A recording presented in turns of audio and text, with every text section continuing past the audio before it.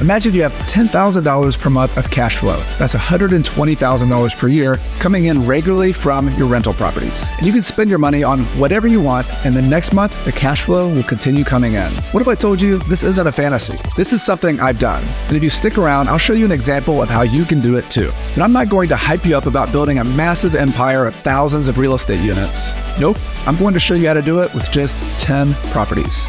Hey everyone, I'm Carson. You can also call me Coach Carson. And in this video, I'm going to show you exactly how to use 10 rental properties to retire or just to have the financial freedom to do whatever you want with your time. I also just wrote a brand new book called The Small and Mighty Real Estate Investor, How to Reach Financial Freedom with Fewer Rental Properties. If you want to check it out, you can find it at BiggerPockets.com/do less. Have you ever heard the popular real estate advice to go big or 10x or scale to the moon? It's like you're not successful unless you maximize the number of properties you own. But a lot of investors, including me, don't want the biggest real estate empire possible. We simply want more freedom and more free time to do things that matter, like spending time with family or friends, traveling, rekindling old hobbies, or even doing work that's meaningful even if it pays less. Growing fast and accumulating a lot of properties can be risky, complex, and time-consuming. So I'm here to offer an alternative approach. We small and mighty real estate investors start with freedom, and then we work it backwards to create the smallest real estate portfolio possible that still gives us the financial freedom we want. Now, everyone's idea of freedom is different, but for me, my wife, and 2 kids, it's all about traveling and having amazing experiences together. For example, as I'm recording this, we're wrapping up a 12-month trip living together in Granada, Spain. My kids went to local schools, improved their Spanish, and met new friends. My wife took classes for fun and taught English, which is her passion. And I improved my own Spanish skills, played a lot of basketball and soccer with new friends, and wrote the book I told you about earlier, The Small and Mighty Real Estate Investor. Rental income back in the US paid for all of this. And I spent less than 2 hours per week working on real estate. So let's take a look at an example of how the numbers could work to make $120,000 per year with 10 properties. I'll keep it simple with a single family house, although this could work with small multifamily apartments or mobile homes.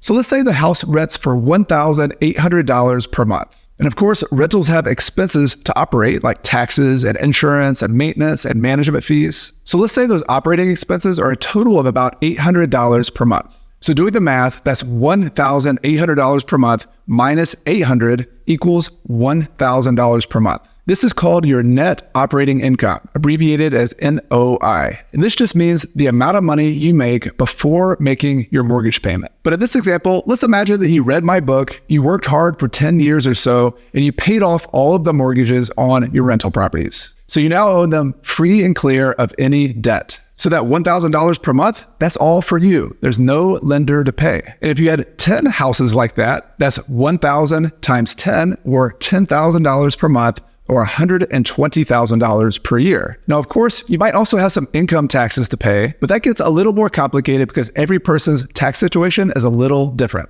So I'll save that for a future video. The main point for now is that a simple, small and mighty portfolio of just 10 properties can pay you $120,000 per year. And if you only had to work on those properties for 2 hours per week or less, like I do, you'd also have an enormous amount of free time. So let's pause right here for just a moment because this is important. If you had $120,000 per year coming in and you had most of your time free, what would you do differently than you're doing right now? What would you stop doing? And what would you start doing more of? I'd love to hear all of your answers to this question, so let me know in the comments below. It'll be fun to hear all the different things that matter most to all of you. By the way, I spent all of chapter 3 of my brand new book, The Small and Mighty Real Estate Investor, giving you a step-by-step exercise to help you figure out the number of properties you need to achieve financial freedom. Then I spent another chapter showing you how to quickly pay off the debt on your rental properties. The book comes out in July, but if you pre-order before July 20th, you're entered to win all sorts of great giveaways and bonuses. And one of those is to get some one-on-one coaching from me. So pre-order today at BiggerPockets.com/do less.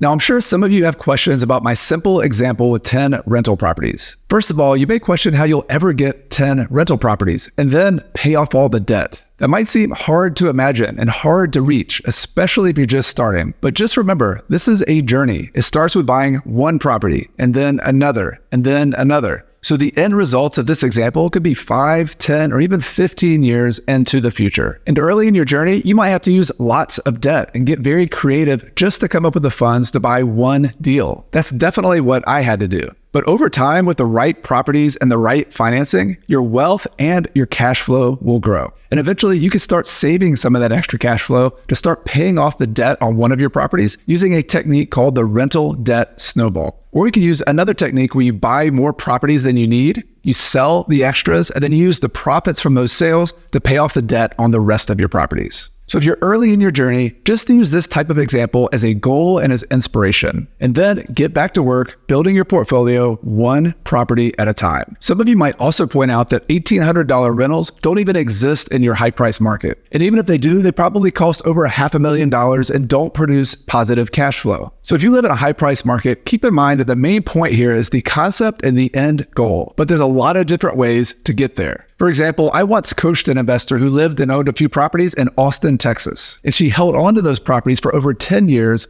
and they appreciated and increased her wealth by over $1 million. But the cash flow was nothing like my example here. She couldn't live off of that wealth. So when the time was right, she chose to sell those properties. And she used a technique called a 1031 tax-free exchange to buy other properties that produced more cash flow. She used what she had, which was an amazing, fast-growing market, to build her wealth. And then she later traded her wealth into other properties that looked more like my example to actually produce the cash flow she needed. And in the book, I share dozens more real-life stories of how this concept can work in a lot of different ways. The takeaway I hope you get from this video is that you don't have to build a massive real estate empire to have all the financial freedom you want. If you're looking to maximize your freedom and reduce the hassle from your investments, a small and mighty real estate empire, one with the fewest properties possible, maybe that means 10, 20, or even 2 properties, could be the best choice for you. And know that you're not alone. There's a new movement of small and mighty investors just like you who are growing their rentals and their freedom at the same time. Thanks a lot for watching this video with me. Be sure to subscribe to this channel to learn more ways to become a better real estate investor. And pre-order my new book, The Small and Mighty Real Estate Investor, at BiggerPockets.com/do less. Here's to your next rental property, and here's to doing what matters.